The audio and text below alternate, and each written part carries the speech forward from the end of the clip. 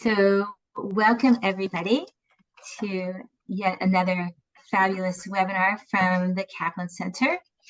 I'm Elisheva Salamo, and I have the extremely awe-inspiring job of filling Jeff's shoes as he moves into an advisory and educational capacity here, and I put my hand on the helm. But I've had a tremendous amount of support, and it's really been a wonderful bit of time getting to know how the ropes work. And I'm delighted to welcome you all to this particular webinar. You know, in Baba Batra, Rabbi Asi says that doing tzedakah is equal to all the other mitzvot combined. And so if you think about that comment within a Kaplanian context, it means that when we engage in real tzedakah, and we're going to find out more about what that is shortly, we are pulling down our truest selves, the true expression of our own ability to channel that divinity into the world.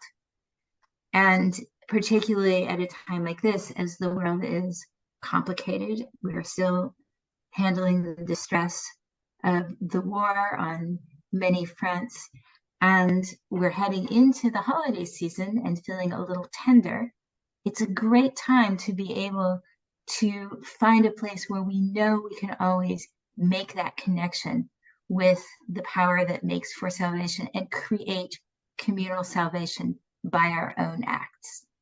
So that, I think, is where we're going to be leaving this seminar, knowing that there's lots of things that we can do differently and can do beautifully to help to change the world.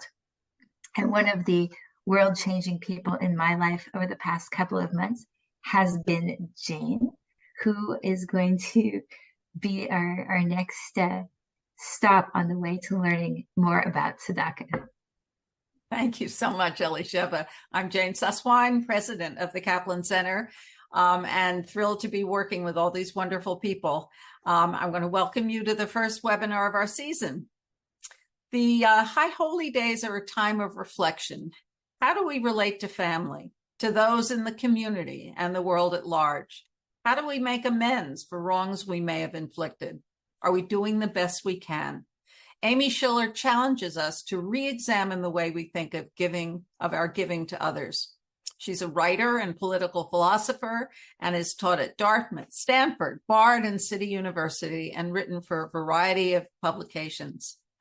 Rabbi Mordechai Liebling is synonymous with social justice. He is currently director of the Reflection and Renewal process at Power and is part of the Faith in Action Network.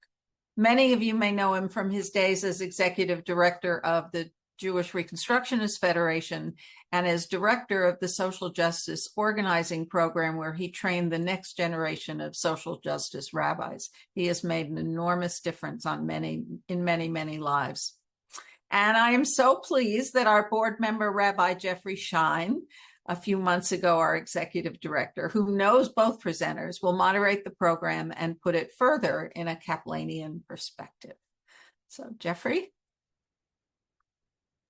Thank you, Jane, and Erev Tov to everyone.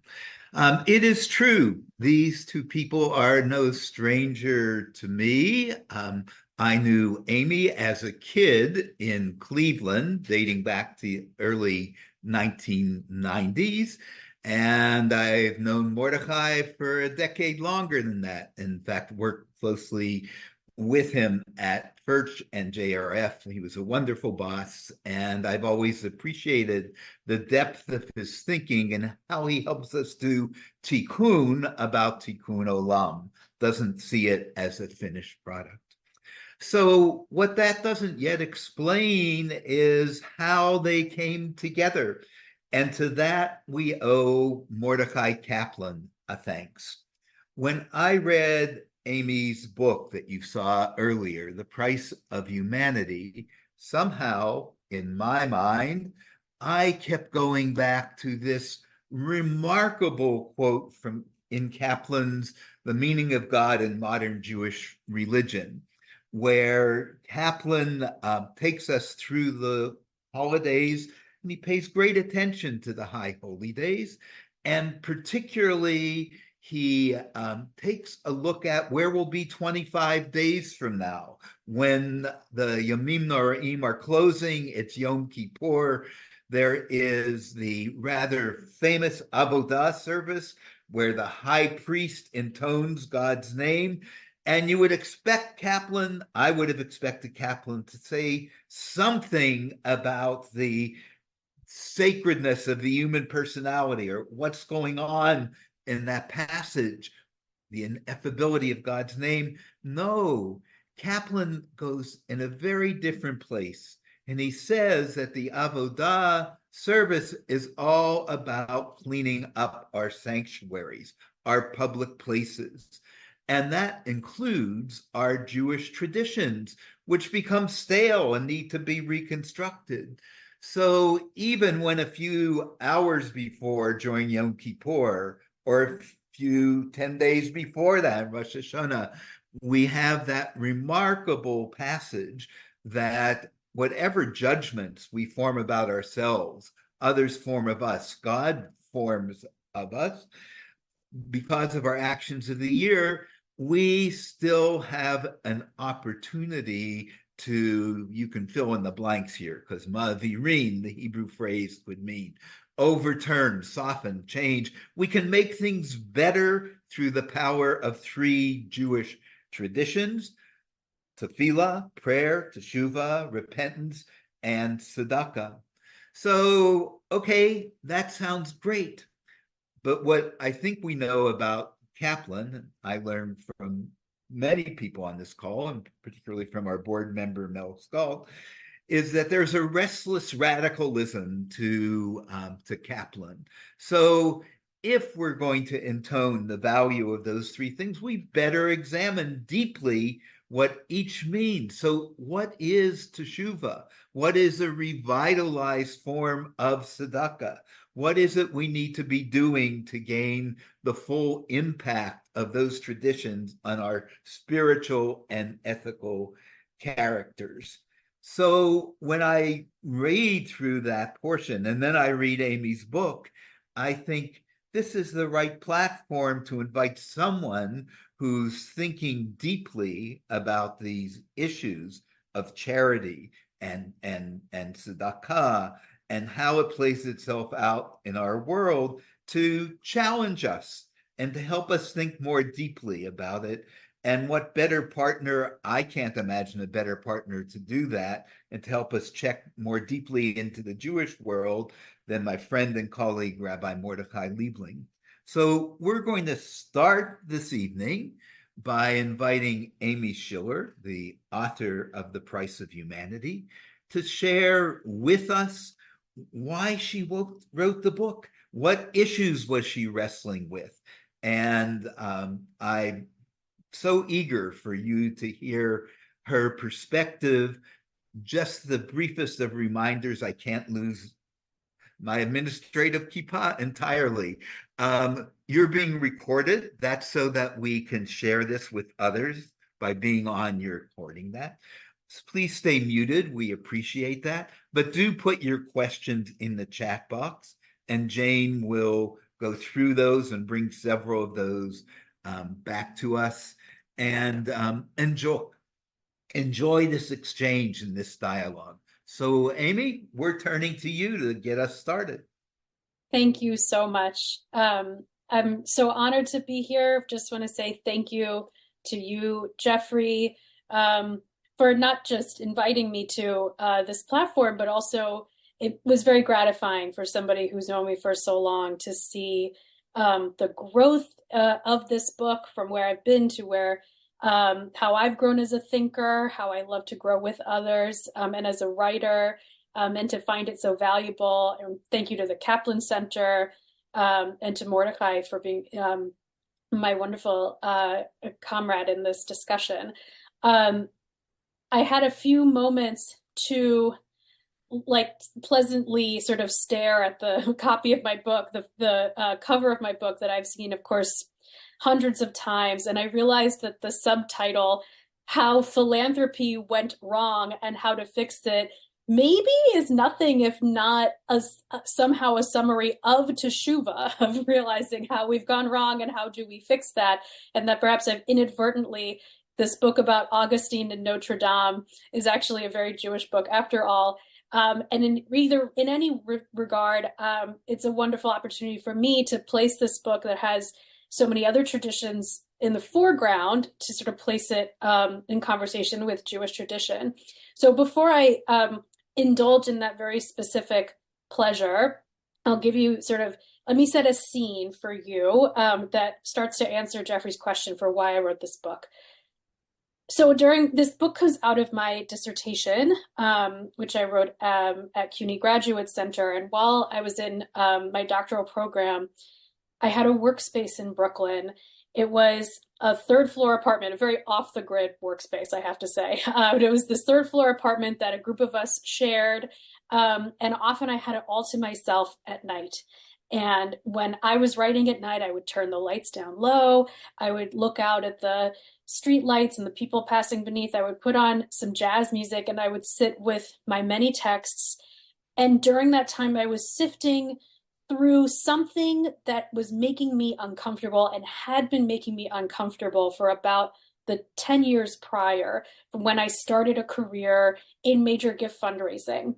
And that discomfort was about language in how people described their objectives in giving that focused on efficacy, focused on efficiency, focused on the impact per dollar, the yield that would happen per dollar. There was a very analytical, financialized vocabulary sweeping through many settings where I had worked. I consulted to a medical center, a university, a dance company, a synagogue, lots of scenarios. It seemed to be displacing vocabularies of values, community, other kind of less calculated forms of understanding the value of and the importance of giving. And this was happening in the middle of the 2010s. So at that time, a movement called philanthrocapitalism had really taken off. So the dream of philanthrocapitalism, which was championed by The Economist and its readership, people like Matthew Bishop, and maybe more of a public name, I would say the Clinton Foundation really operated by this principle as well. It had this dream of social problems being solved through business development. It had as well sort of focused on nonprofits improving their impact if they were run more like businesses.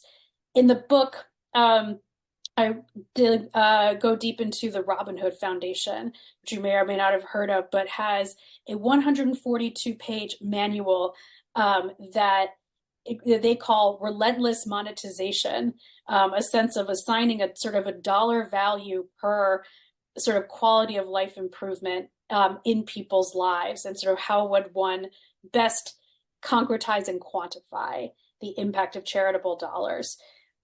So this was taking hold, and it had made me uncomfortable, and it felt so wrong to me, and for reasons that are not unique to me. Many people have noted social problems are more complex than the kind of straightforward incentives of profit generation. People are more complicated. So these incentives of what we hope to create with our money when it comes to people is very different than its participation in a market. And if it's money that we're using to generate a more holistic, unpredictable benefit, a love of music, a devotion to nature, these things can take decades to mature, and even then are not expressed in ways that are easily measurable and certainly not profitable.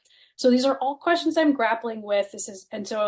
There was one such night in about 2015 where I came across an excerpt of a book called Ransom of the Soul by Peter Brown, who describes St. Augustine and Augustine's really formative influence on changing the vocabulary from giving in the ancient Greek world and Roman world to the early Christian world. And among the transformations that take place are a focus away from one's inhabited community, one's polis, and towards the audience of giving, not being one's fellow people, but being God and the afterlife and one's salvation. So I'm following this thread. I'm finding this fascinating. I'm looking at the citations. And that night, I found excerpts from Augustine's sermons that connected crucial dots for me. I found excerpts of his sermons in which he describes alms and almsgiving as the behavior analogous to that of a merchant who sends his wares off to market and awaits their return with reward, right? The same act of mercantile faith in eventual reward is that of somebody who gives their money away in the hope of it being returned to them in the form of salvation. So I saw this origin of return on investment as an approach to giving, and it just lit me up. I started typing, and it sounded like gunfire coming off of my keyboard. I was so ferocious and so excited about this because it told me that there is a long lineage, that this is not necessarily the best approach or the right approach or the most logical approach, but that this was a chosen approach at a given time, and that it was chosen for a certain appeal, the appeal of the ability to utilize other people and their needs for our eventual rewards, to use this to engage in a virtuous behavior for our self-interest and kind of have it both ways. So I found that in Augustine and realized that all of this contemporary financialized terminology that talked about gifts as investments and ROI, that it was nothing new, that in fact this was a well-trod playbook, maybe even from an unexpected source, given the sort of theological origins. That is ultimately what led me to write the first chapter pairing St. Augustine with Bill Gates, but because they are similar in terms of imposing a quantifiable logic on charitable giving. That's one vector. The next vector was that this also lined up with objectifying and sensationalizing others. And this too I found in Augustine as I delved deeper and deeper.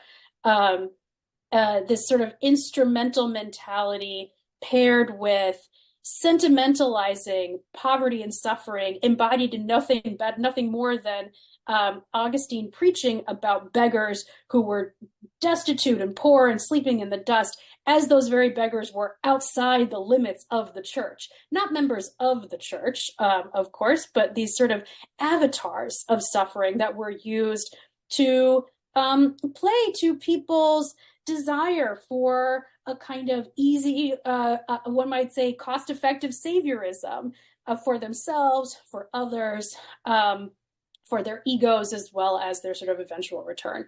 So here, I am going to take advantage of this context and bring in a reference from Jewish tradition that's very dear to me. So in Kabbalah Shabbat service, at the very end of one of the prayers, towards the end of the service, we say, Taher libeinu la'avdecha be'emet. And this is at the end of that very sort of sing-songy, like poetic flow, Sa'beinu mituvecha v'samchenu v'yeshuatecha v'taher libeinu la'avdecha be'emet.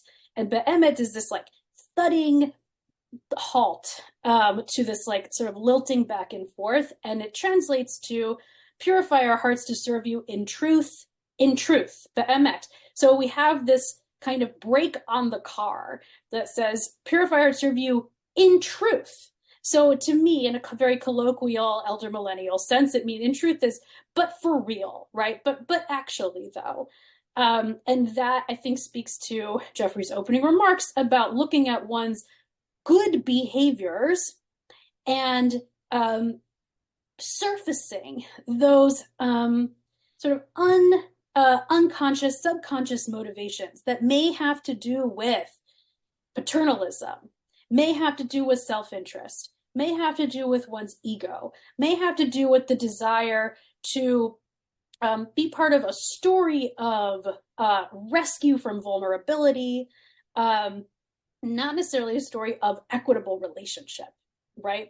That there would still be sort of some sort of hierarchy of dependency in our giving relationships. And of course, I'm not, Maimonides, among many others, have tried to sort of root out that possibility, which again remains very tantalizing, very appealing. So to me, what would philanthropy be'emet mean? Philanthropy be'emet to me means celebrating people's fullest humanity. So if etymologically, as I say in the book, philanthropy translates to love of humanity. And where I think this has gone astray is a love of humanity defined in the most de minimis terms. In terms that say a love of humanity, meaning we love people enough to keep them alive, maybe to make them economically productive, or give them the opportunity to become economically productive, or even, wow, upwardly mobile, right? Like that's sort of the limit of our imagination of what humanity we are enabling with our giving. And because as you sort of go to higher order needs, you then have to contend with people's agency. You have to contend with agency, you have to contend with difference, you have to contend with your own expectations about what is a necessity and what is a luxury and who deserves luxuries, right? It's far easier and simpler to say, oh, this person needed food, needed medicine, and I heroically came in and provided those things for them, just the cost of a cup of coffee a day. I'm riffing on something I sort of satirized at the very first page of the book. So saying there's an appeal to that appeal, right? The simplicity of that appeal elides this question of like, what would it mean to give to people in ways that enable their freedom, their discretion, their flourishing, their autonomy, their complexity. So that brings me to the countervailing vision that I have of a philanthropy be'emet, a philanthropy that does celebrate people's humanity. And that I think is best summed up towards the end of the book, where I talk about government for bread, philanthropy for roses. Because of course, in the classic labor slogan, not only bread, but roses too, right? That these are the things that make a truly full, truly rich human life. We have spiritual needs, we have aesthetic needs. This came, and in my telling, rather than have this very uneasy relationship of dependency, of, the more sort of basic the needs are, the easier it is to lapse into paternalism, to lapse into instrumentalizing other people for whatever our own aims might be. The better that those be taken care of as a matter of obligation and not as a matter of discretionary benevolence. Higher order needs, on the other hand, are kind of a let a thousand flowers bloom situation. This isn't to say there's no conflict there. It's just to say more public spaces, more parks, more art, more culture, more spaces and places to be fully human are like more is more. More is good, and that is really giving to things and places that enable the full expression of people's humanity. I'm sorry, I want to say two other things about that. One is that this also comes up in the chapter on Notre Dame Cathedral, where this exact tension really came to the fore. How could we give money to a cathedral when there are people who are unhoused on the streets of Paris?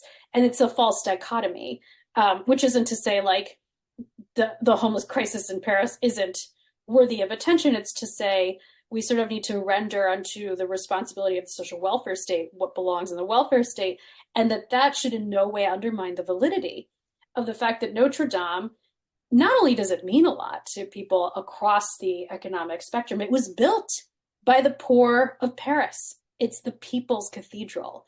It's actually an expression of the people's ability to build our own world and to create our own spaces of beauty and glory and transcendence. And that, in fact, that is itself worth preserving. So this standard to me is very important, sort of for a lot of the reasons of why the teshuvah in the first place is important. It is so tempting.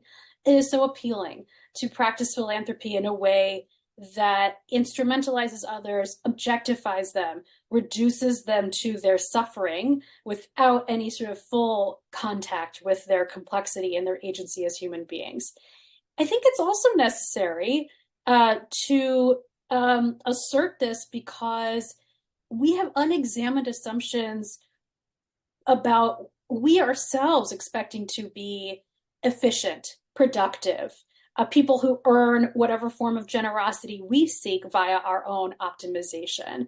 And there's something about asserting the intrinsic value of humanity that benefits, overall sort of our understanding of what is humanity for all of us. The uniquely human, the creative, the unpredictable, these are the things that are threatened in the rise of AI. Their early applications were not automations of drudgery. They were, hey, look at what AI can create in art and in writing. And all around us, meanwhile, we have our physical world shrinking and shrinking more and more. So again, all the more reason to have an intervention called love of humanity that actually creates the spaces and conditions for that humanity to flourish.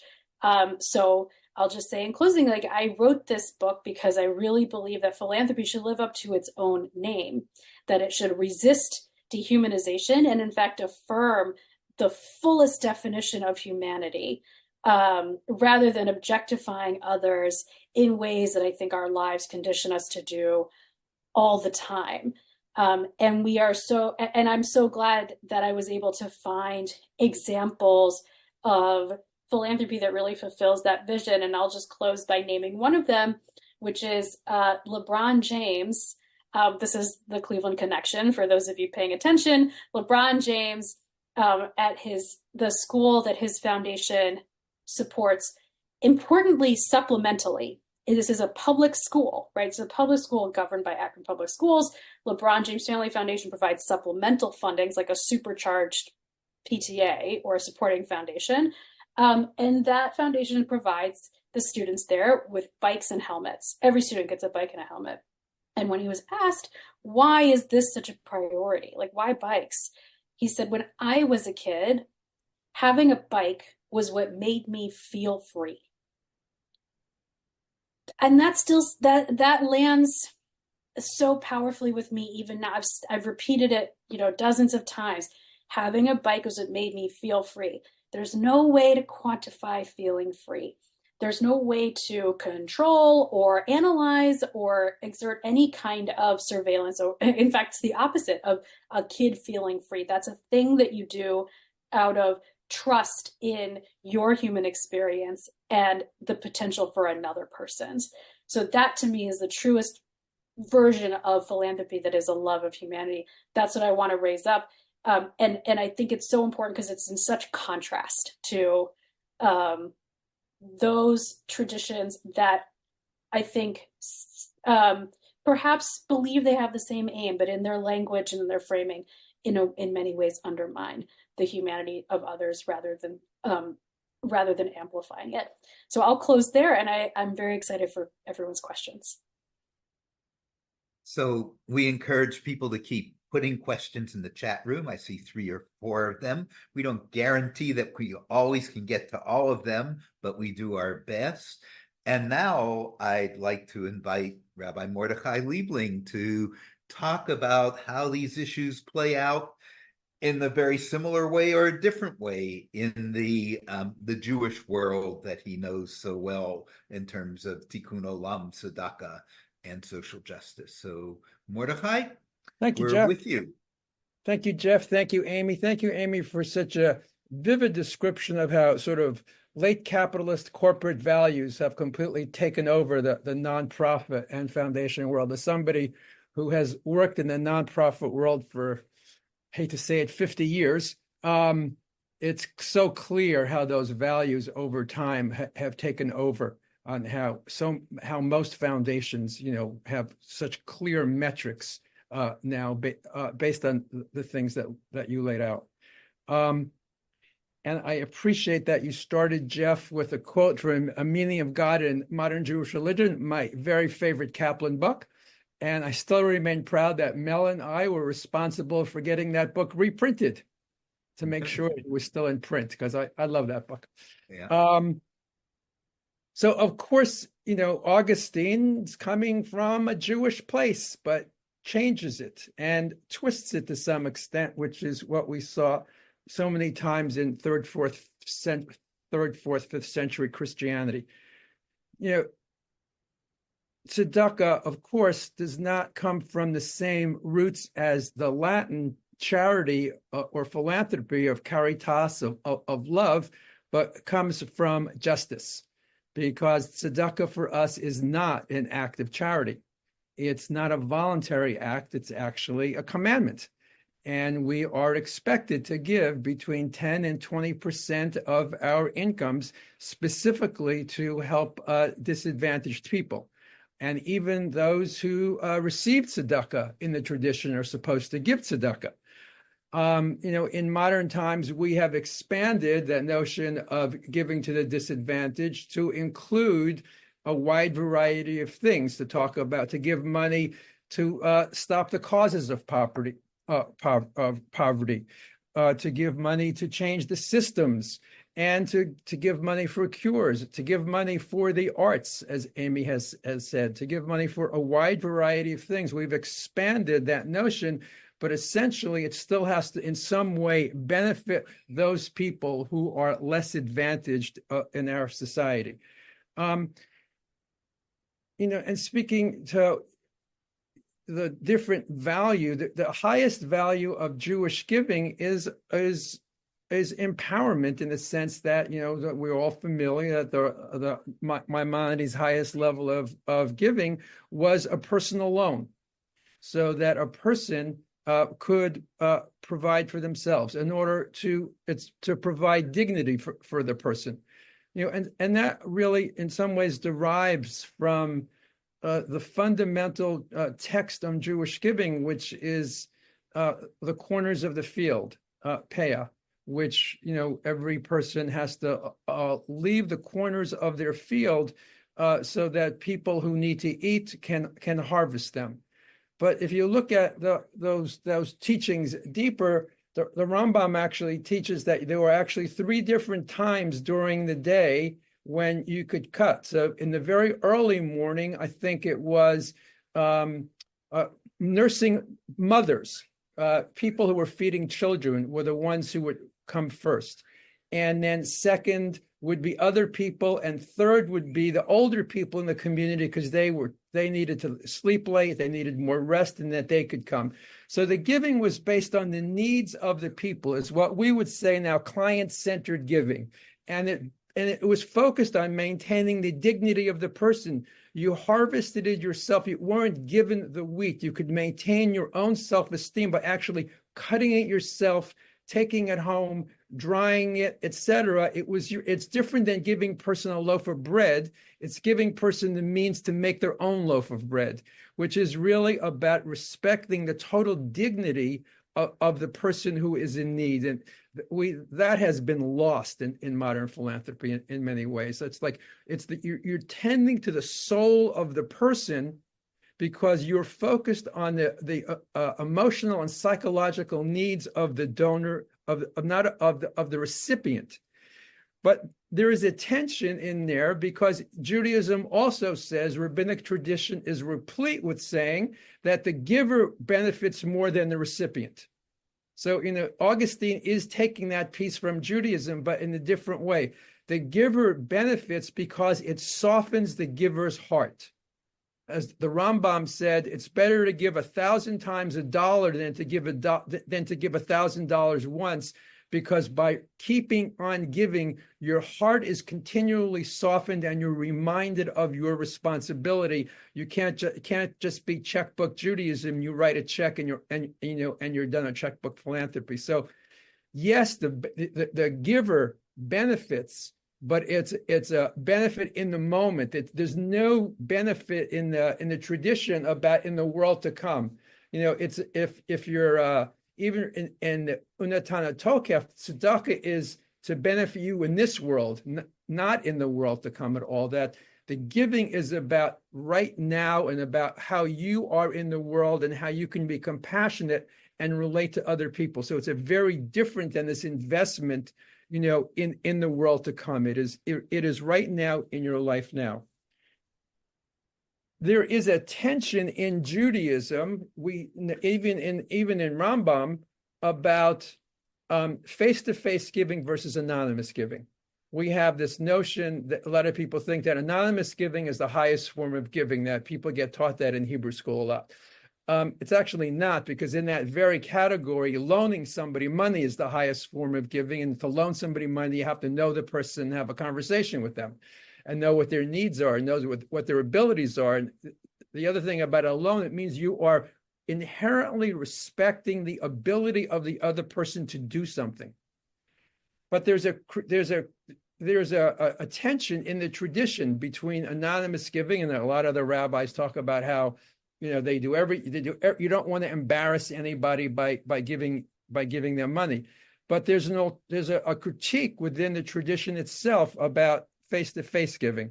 There's a story about Mordechai, who's the greatest teacher of his day, and this is in Babylon, and he had this habit of putting money under the door of this poor person.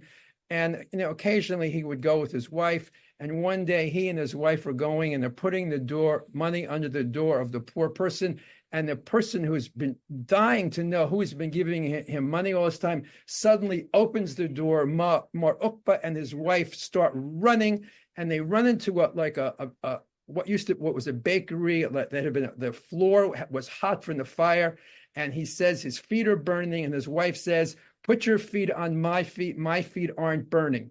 And he says, "Why aren't your feet burning?" And she says, "Because I give tzedakah face to face." And there are two or three other stories in the Talmud. One about a rabbi and his wife are called in because there's a drought, and they both go to opposite corners of the roof to pray for rain. And the rain comes from his wife's corner of the roof. And the people say, "Why did the rain come from your wife's corner of the roof and not yours?" And his wife says, "Because I give tzedakah face to face." So there's some feminine principle in there about relationships being more important than absolute values. So the feminist critique within the Talmud and within the tradition is that giving face-to-face is important because of the dignity of the person, because you are making a human contact, with that person. Another problem within the tradition is that it says that you should give first to the poor in your family, then to the poor in your city, and then to the poor in another city. And it's all within the context usually of giving to other Jews. Recently, Rabbi David Jaffe wrote a book about created a whole curriculum about how we use Musar, Jewish ethics, to combat racism.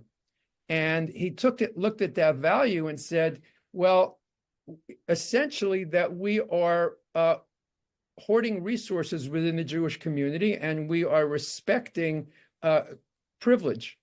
And if we want to undermine privilege and we want to expand what we do, then we have to see how that principle of first giving to the poor in your family and the poor in your own city and within the Jewish community is problematic. And then we have to expand our circle of caring. We have to expand the idea of who is in our family, who are we close to, who are we responsible for, and that we need to be able to radically change that idea to expand who we think that we need to give money to, whose welfare we need to take care of. And, and we, in the current climate, we need to think about, what privileges we have accumulated, and, are there reparations that need to be paid? The Reconstructing Judaism has spent the last 3 years really struggling with the whole issue of reparations, and has, issued some really beautiful documents and well thought out about reparations. So this whole idea of giving to the poor in your own community first really needs to be critiqued by the whole set of reparations. And I'm glad that Reconstructing Judaism is really in the process of that.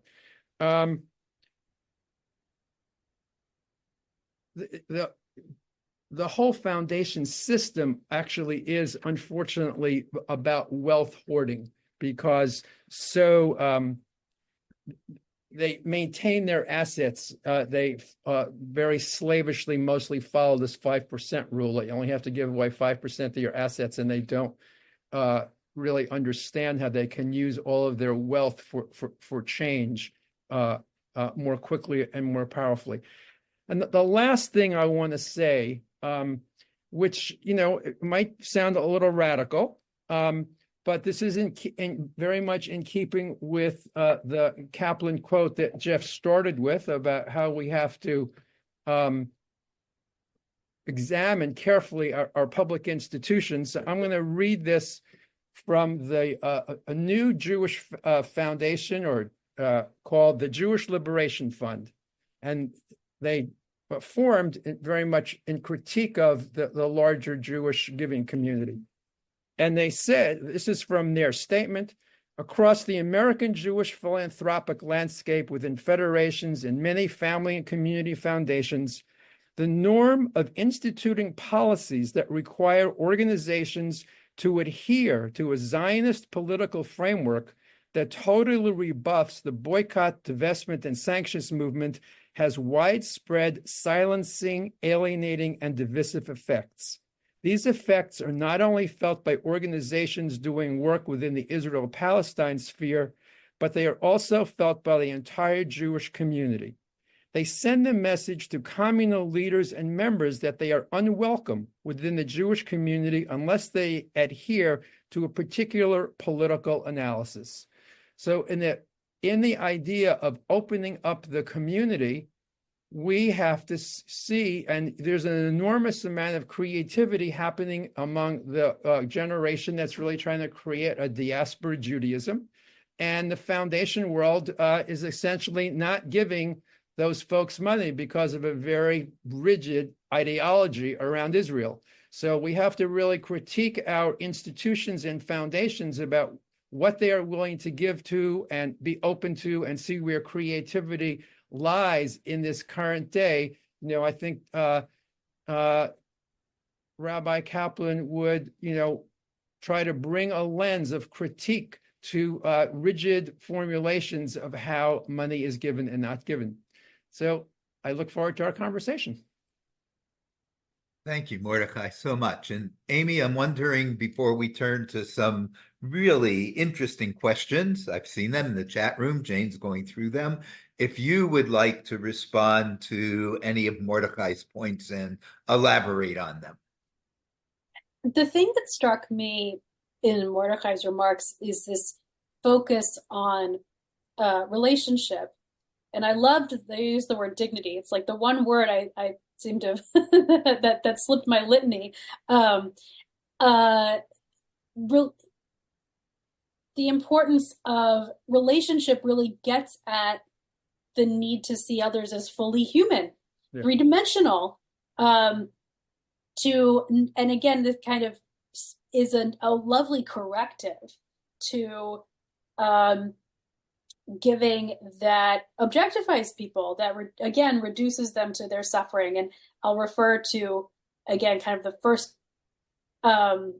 first gimmick I have of the first page of the book, which is creating a Mad Libs of giving appeals that we're all very familiar with, of like, so and so has such ailment, they have to walk X many miles a day, this is not trivializing those people's lives. It's to say I'm noting the very formulaic sensationalizing, and then the kind of concretizing in, like, for just $1 a day, you can save this person about whom you know nothing, but they're kind of fill in the blanks about them as a kind of representative avatar, as I say, of people who are suffering from poverty and from illness and malnutrition or water scarcity or any number of things, all of which are deeply important.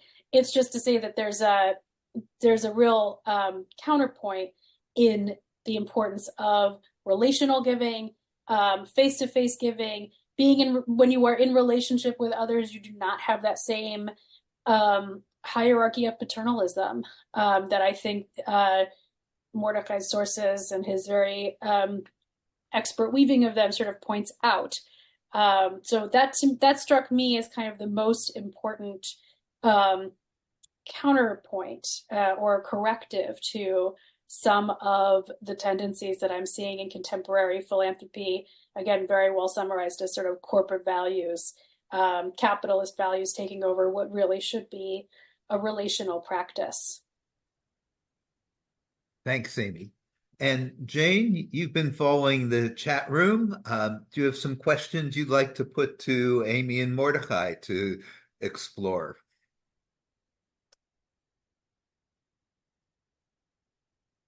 Jane, you're muted. We need you to unmute.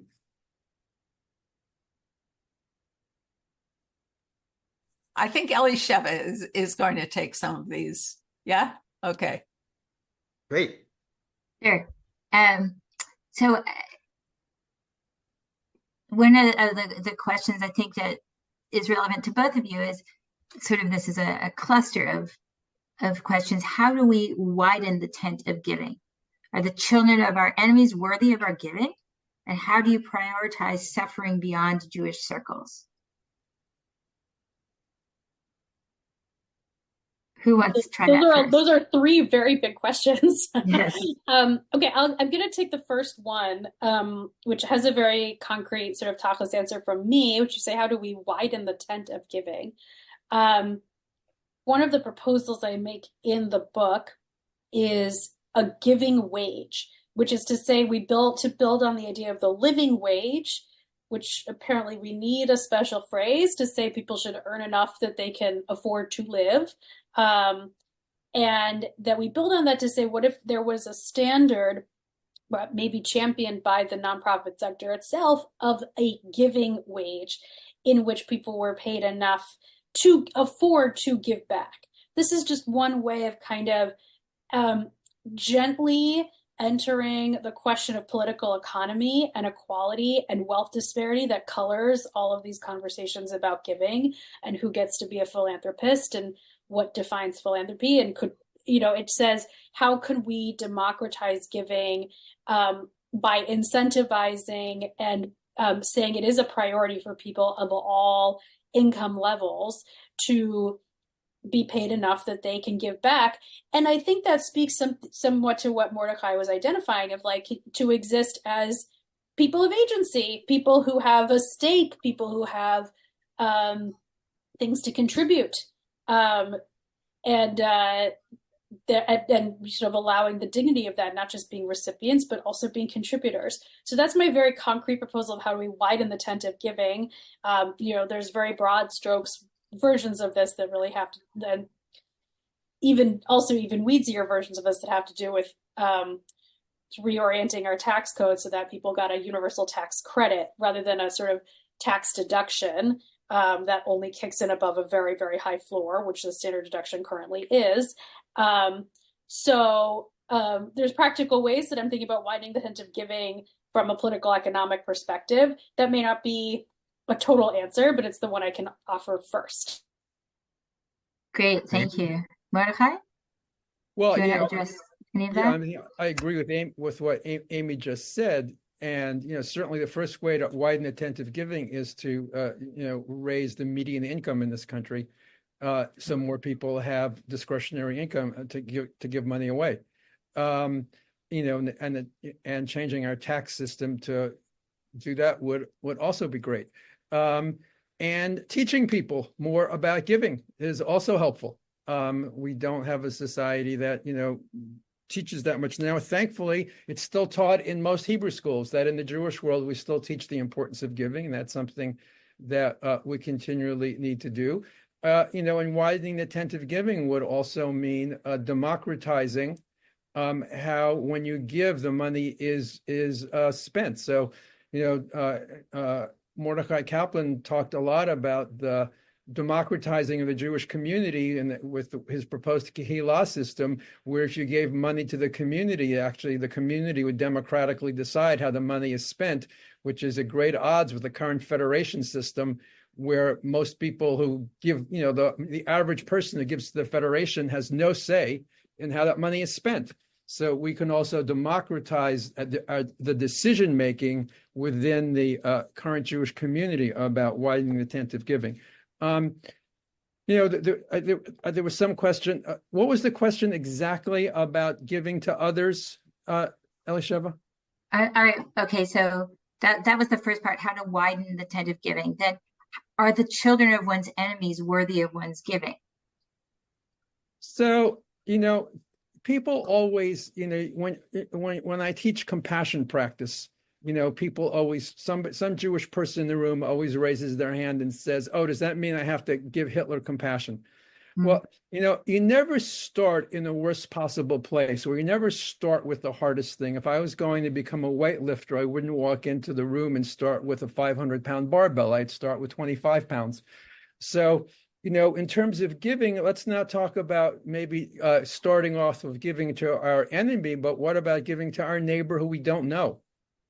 I mean, let's start with widening the circle, but instead of just giving to people we know or people within our own community, take the next step out. You always start with what is the next step out for you?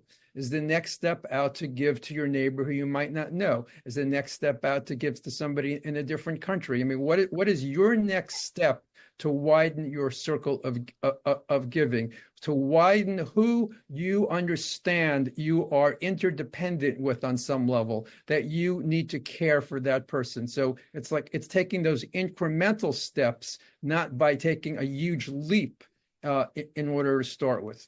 And just in general, there were a whole set of medieval changes in tzedakah called mipnei darchei shalom, for the sake of peace. So the rabbis taught that you should not only visit the sick in the Jewish community, you should visit the sick of your neighbors who are non-Jewish as well, for the sake of the paths of peace.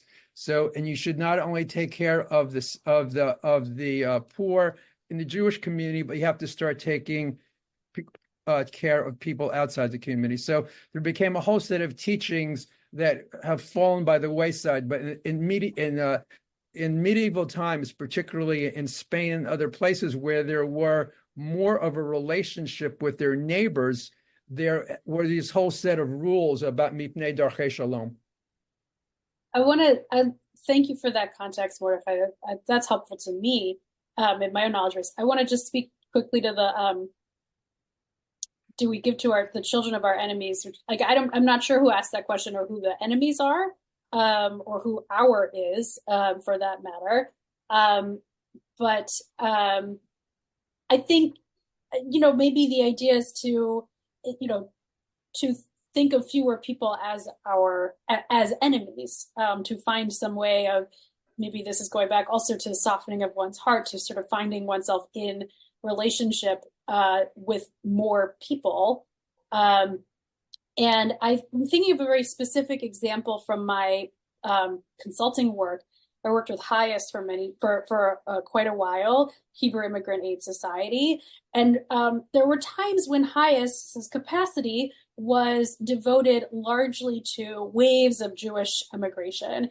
It was the Soviet Jewry movement, for example. And then there were times where that capacity needed to sort of remain intact for maybe less concentrated needs of Jewish migration, but it was of incredible value to refugees from like the Colombia-Ecuador border, or people from, people in Chad, right? There were other partnerships, there were other sources of use, which is sort of to say, like, I don't think this binary holds that somehow something is for Jewish purposes, but not for others. There are so many ways in which sustaining an infrastructure of care and support for others benefits everybody.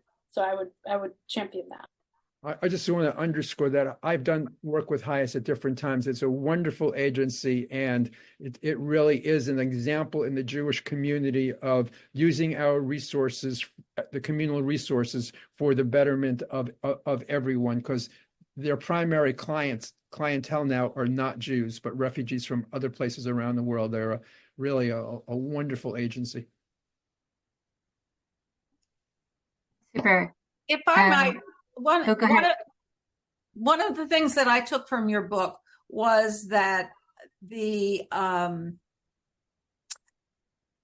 our governmental structure and the lack of support for medical care, for child care, for basic living wage, that therein lies the fault. And if our government provided medical care and child care and the basics for human survival, more than survival, a good life, that the love of humanity as the philanthropy could be devoted to the arts and things which would be accessible to all in a way that the arts are not accessible to all now.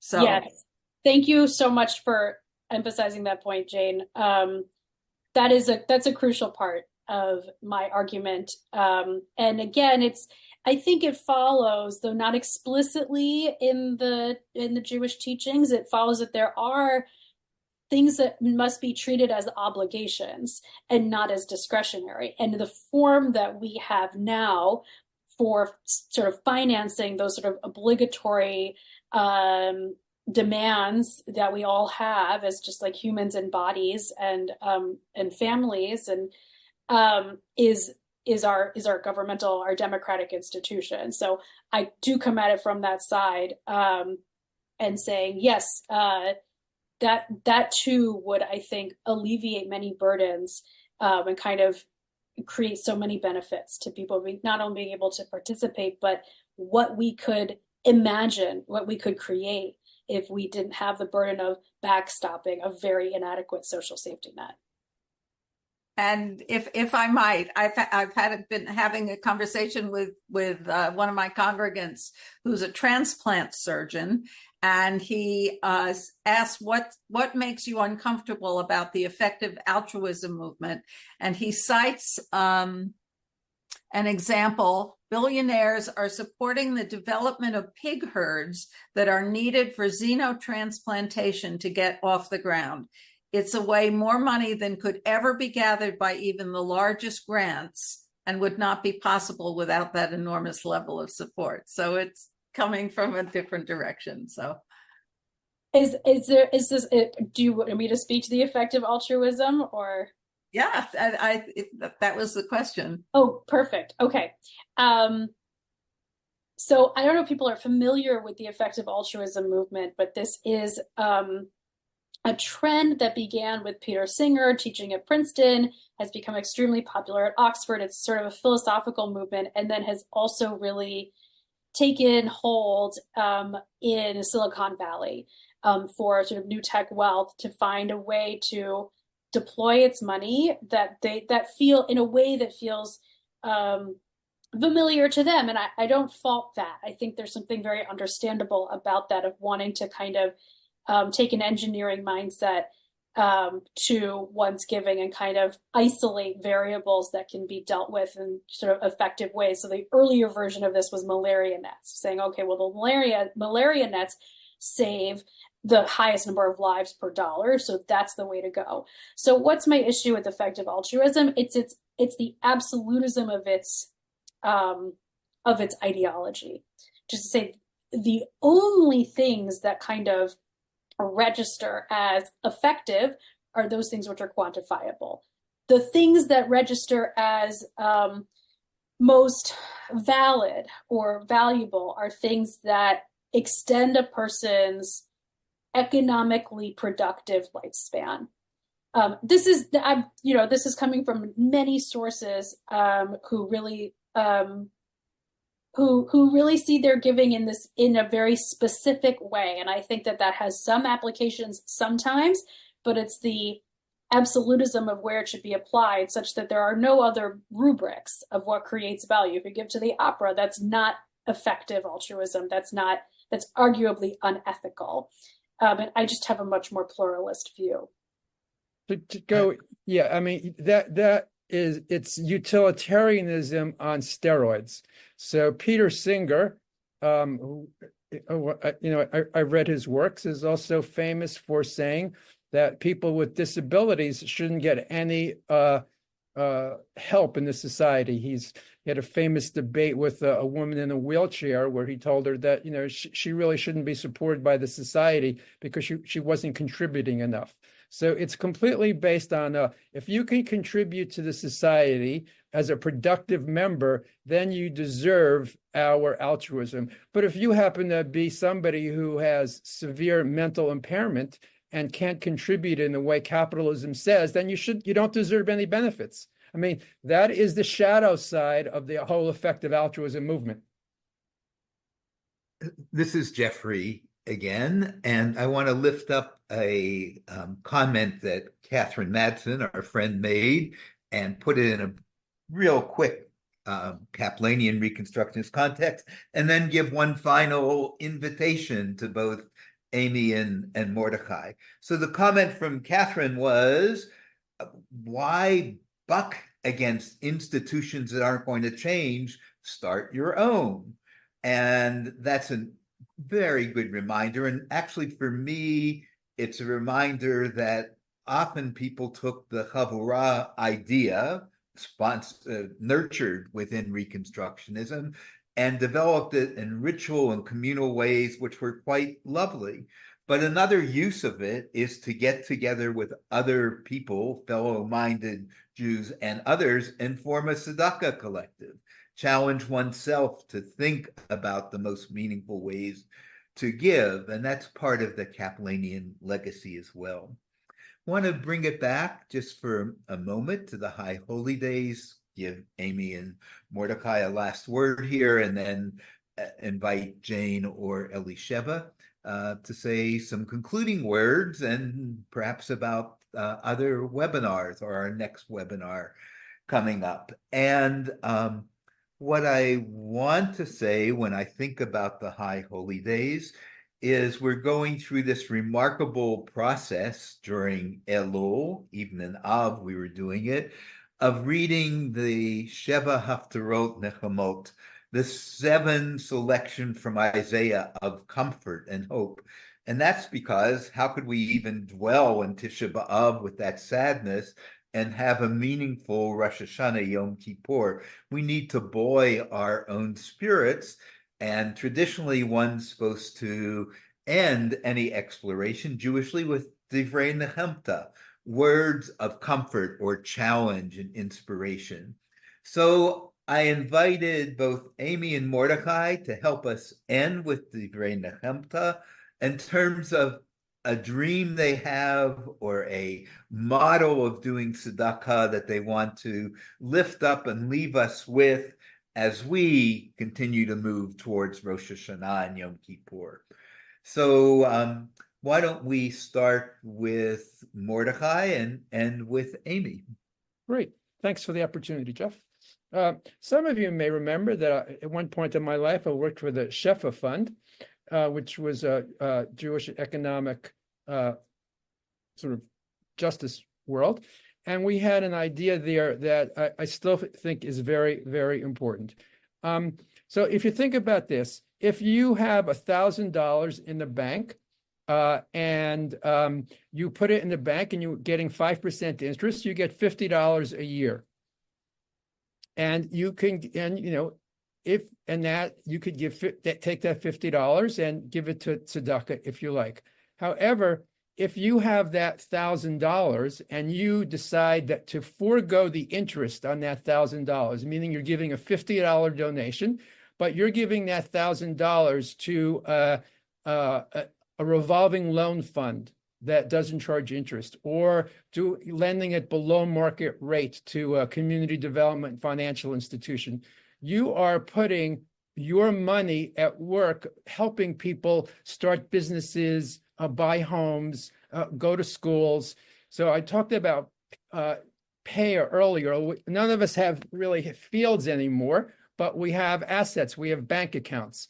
So what we recommend is to take 1.8% of your assets, or 1.8% of your investments or your savings, and loan it interest-free or below market interest rate to a community development financial institution, to a revolving loan fund, or use it for impact investing. Impact investing is investing in businesses who are providing a lot of social benefit, but might not be profitable for a long time. So you are not giving that money away. You are just giving away essentially the interest on that money. So you are making your $50 that you're giving up, let's say, on that $1,000 is having a far greater multiplier effect of your tzedakah by loaning that $1,000 out. So think about taking 1.8% of your assets and investing them in what's called the solidarity economy. Amy? Words of optimism for the road, for the holidays. Yeah. One very quick thing, and then Nechemta.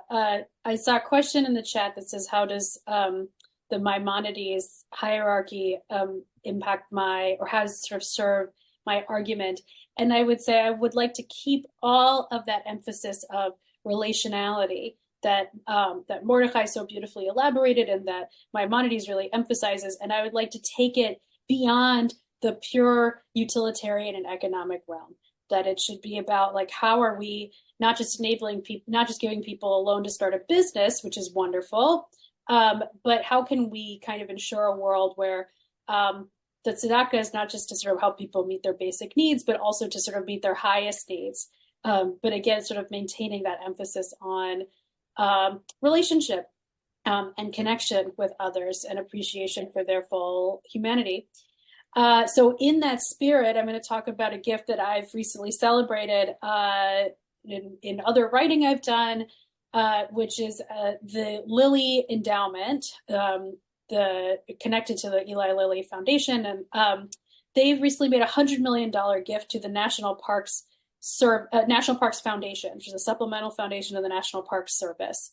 And I would never suggest that all of us give $100 million, but what I really loved about this gift was a few things. One, it's supplemental to things that our government funds at a baseline. National Park Service, this is the National Parks Foundation's share of the National Park Service's budget is about 2%. So this is not determinative. It's not undermining the democracy of this institution. It's supplementing and it's giving it more flexibility. The second is that it's really about these evergreen needs, no pun intended, that we have for beautiful spaces where we can be in contact with nature, with ourselves, with other people. Those might be parks, those might be libraries, those might be plazas, those might be museums, they could be any number of things. But there's a real assertion there that those things are worthy of preserving in perpetuity and even expanding. So my offering is that your tzedakah proceed with that aim in mind of building a shared world, building a common world in which all of us can encounter one another and sort of experience the fullest expression of our humanity and that of others.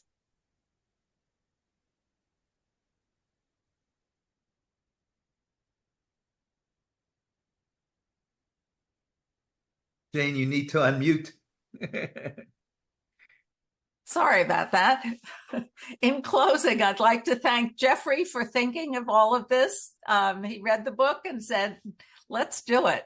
And for Amy and Mordechai for such a fascinating discussion and the When you get the webinar, the chat will be there and you'll be able to treasure the comments, more of the comments that were made. Our next webinar will be on December 8th in celebration of Mel Scult's 90th birthday and the 90th anniversary of the publication of of Judaism as a Civilization. So this is Sunday at 1:00. We're having it a little earlier. Sunday at 1:00 on December 8th. Hope to see lots of you there. It's going to be wonderful, wonderful, wonderful. So, okay, so everyone, to everybody. Shana Tova Mituka. And Elisheva, did you have something to say in conclusion? I want to just thank everybody for being here, and especially Mordechai and Amy.